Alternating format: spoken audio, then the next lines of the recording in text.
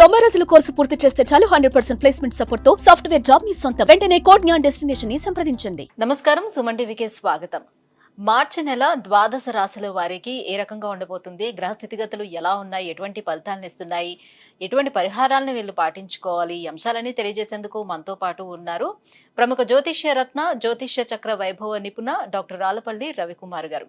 గురుగారు నమస్కారం. నమస్కారం. గురుగారు, ద్వాదశ రాశుల వారికి ఈ మార్చి నెల ఎలా ఉండబోతుందో తెలుసుకునే ముందు నవగ్రహాల స్థితిగతులు ఎలా ఉన్నాయి, ఎలాంటి ఫలితాలను అందిస్తున్నాయి?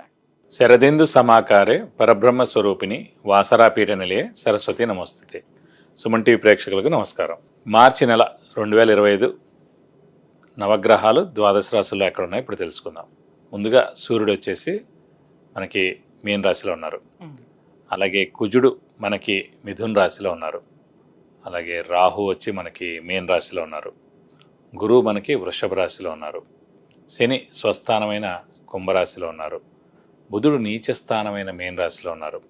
కేతు కన్యా రాశిలో ఉన్నారు. శుక్రుడు మటుకు మీన రాశిలో ఉచ్చస్థానంలో ఉన్నాడు. కాబట్టి ఒకటి స్వస్థానం శని, శుక్రుడేమో మనకి ఉచ్చస్థానంలో ఉన్నాడు మీనంలో. అలాగే నీచస్థానమైన మీనంలోనే బుధుడు కూడా ఉన్నాడు అన్నమాట.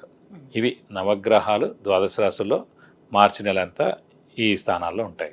గురుగారు, ఈ మార్చి నెలలో తులారాశి వారికి ఎలా ఉండబోతుంది, ఏ గ్రహాలు వీళ్ళకి అనుకూలంగా ఉన్నాయి, గ్రహ స్థితిగతులు ఎలా ఉన్నాయి?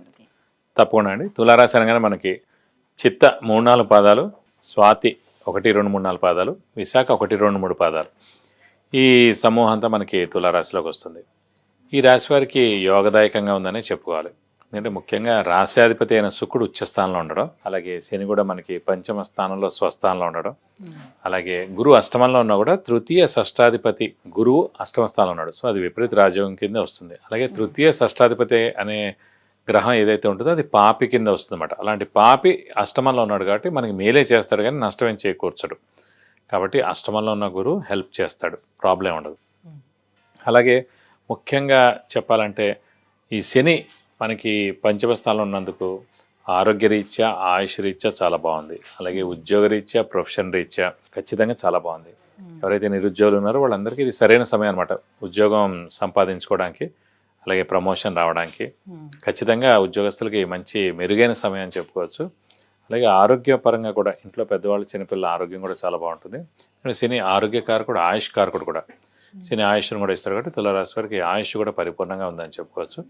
ఇంకొక 2 నెలల్లో ఎలాగో భాగ్యస్థానంలోకి గురువు ప్రవేశిస్తాడు కాబట్టి భాగ్యం, దశమం, లాభం. సో 3 సంవత్సరాలు ఎలాగో గోల్డెన్ పీరియడ్ అని చెప్పుకోవచ్చు తులారాశి వాళ్ళకి మే వచ్చిందంటే.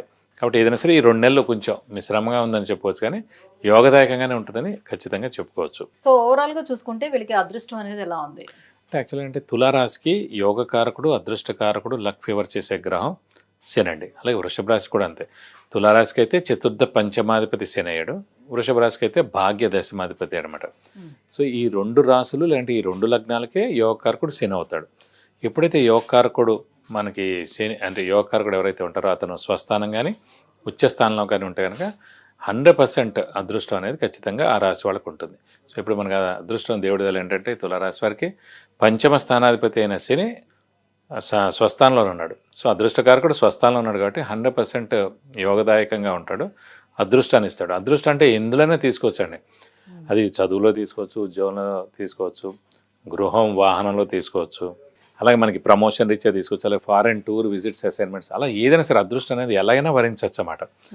కాబట్టి అదృష్టం పరిపూర్ణంగా ఉందని చెప్పుకోవచ్చు. కాబట్టి వీళ్ళకి అత్యద్భుతంగా ఉంటుందని చెప్పుకోవచ్చు. మళ్ళీ ఈ మార్చి 30 నుంచి మనకి శని 6వ స్థానంలో కూడా వెళ్తాడు. 3, 6, 11 స్థానాలు యోగదాయకం అనమాట శనికి. సో ఇక్కడ సో మనకి ఇంకా 100 కొంది ఉంటుంది తులారాశికి.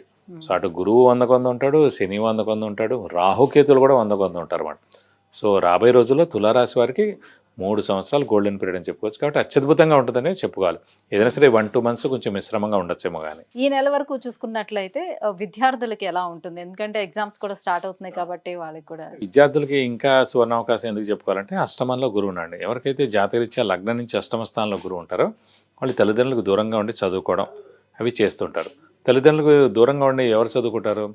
ఉన్నత ర్యాంకు రావడం, బెస్ట్ కాలేజ్ వస్తేనే వాళ్ళు దూరంగా ఉండి చదువుకుంటారు. అది ఫారెన్ అవ్వచ్చు, ఇక్కడైనా సరే వేరే స్టేట్లో మంచి యూనివర్సిటీలో అయినా రావచ్చు. కాబట్టి విద్యార్థులకు మటుకు సువర్ణావకాశం చెప్పుకోవచ్చు. వారు ఖచ్చితంగా పోటీ పరీక్షల్లో పాస్ అవుతారు. అలాగే మెయిన్ ఈ సెట్స్ ఏవైతే ఉన్నాయో ఇవన్నీ రాస్తే కనుక ఖచ్చితంగా మంచి ర్యాంక్ సాధిస్తారు. మంచి కాలేజ్లో వాళ్ళు ఖచ్చితంగా సీట్ వస్తుంది. ఫారెన్ కూడా అవ్వచ్చు, ఎంఎస్ కానివ్వండి ఇవన్నీ కానీ. అలా ఎక్కడైనా కూడా ఖచ్చితంగా వేరే స్టేట్లో కానీ వేరే ఊళ్ళో కానీ కూడా వచ్చేందుకు అవకాశం ఉంది. కాబట్టి విద్యార్థులకి చాలా యోగదాయకంగా ఉంటుందని చెప్పుకోవచ్చు. ఇంకా ఎలాంటి రెమెడీస్ పాటించుకోవాల్సిన అవసరం ఉంటుంది వీళ్ళు? ఈ రాశి వారికి ఏంటంటే ఇక ప్రస్తుతానికి ఈ శనే మనకి ఇంకా పంచమ స్థానంలో ఉన్నా కూడా వీలైతే ఇంకా దీన్ని బలపరచడం కోసం ప్రతి శనివారం ఉపవాసం ఉంటే చాలా మంచిది. ఈ 4 వారాలు ఉంటే కనుక చాలా యోగదాయకంగా ఉంటుంది. అలాగే ఆంజనేయ స్వామిని ఎక్కువగా ఆరాధించాలి. మామూలుగా సాధారణంగా మీరు చూసుకుంటే తులారాశి కానీ తులలగ్నం వారు కానీ ఆంజనేయ స్వామిని ఎక్కువగా ఆరాధిస్తారు. ఆంజనేయ స్వామిని ఎక్కువగా పట్టుకుంటే ఈ తులారాశి వారు వాళ్ళకి చాలా యోగదాయకంగా ఉంటుంది. కాబట్టి ప్రతి శనివారం లేదంటే మంగళవారం ఆంజనేయ స్వామి టెంపుల్కి వెళ్ళి 40 ప్రదక్షిణాలు చేయడం, సింధూర పూజ, మన తామలపాకుల పూజ, వడమాల సమర్పించడం ఇలాంటివి చేస్తే మంచిది.